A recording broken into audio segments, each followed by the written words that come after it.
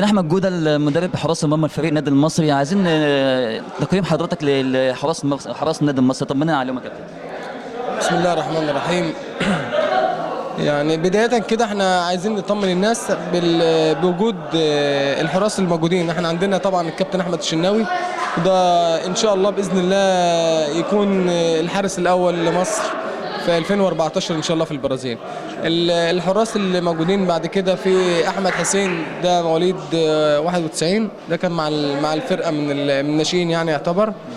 وفي ابراهيم الجرايحي برضو مواليد 94، وفي محمود العتر ده مواليد 93. صغيرين كلهم على فكره يعني بنستثنى طبعا الشناوي الخبره اللي موجوده عندنا، لكن بنعتبر الثلاثه اللي موجودين ثلاثه شباب صاعدين.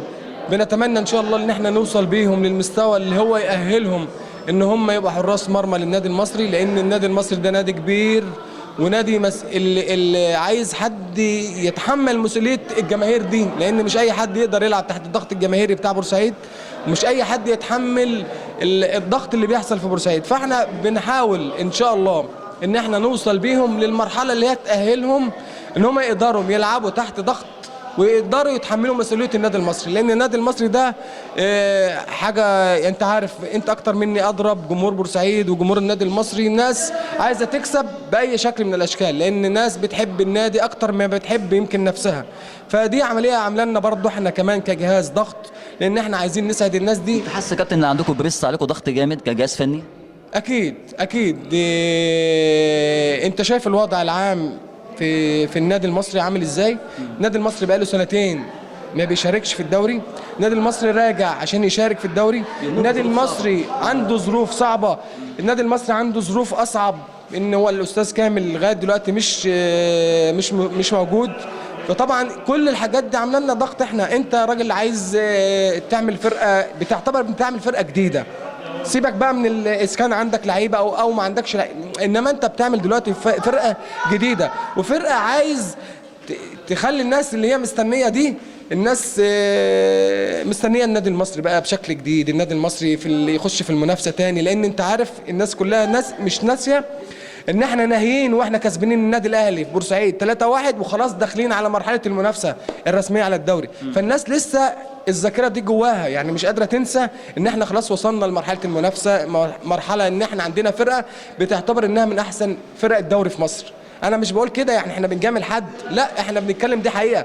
النادي المصري نهى الدوري واحنا كسبانين النادي الاهلي 3-1 وهو احسن فرقه في مصر.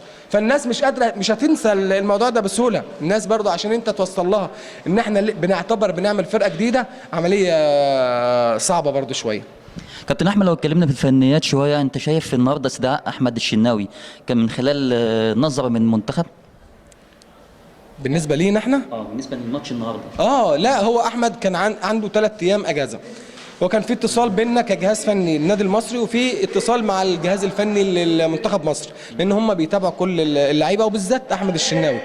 فهم الجهاز بتاع المنتخب يعني اوصى ان احنا لو عندنا امكانيه نشارك احمد في مباراه النهارده امام المريخ، ان احنا فطبعا احنا رحبنا بالموضوع ده. اولا ان احنا بنساعد احمد الشناوي ان هو يكتسب لياقه المباريات عشان منتخب مصر، وبنساعد المنتخب كجهاز فني لمنتخب مصر ان احنا يعني نقول لهم ان احمد الشناوي الحمد لله وصل لفورمه ان هو يبقى في ثقه من الجهاز والناس كلها ان احمد ان شاء الله يكون، لو هم عايزين وحاطين املهم على احمد في مباراه غانا، فانا اعتقد ان شاء الله ان احمد يكون جاهز باذن الله تعالى. احنا كمان كابتن نتمنى رب كل التوفيق لحراس نادي المصري، ونتمنى التوفيق لحضرتك. واحنا نتمنى المسانده من جمهور النادي المصري، وبالذات للحراس اللي هم الصاعدين بتوعنا ده، يعني الناس بس تتحملهم شويه وتساندهم شويه علشان في الاخر نقول ان احنا عملنا حاجه للنادي المصري كويسه. توفيق يا كابتن. شكرا يا كابتن.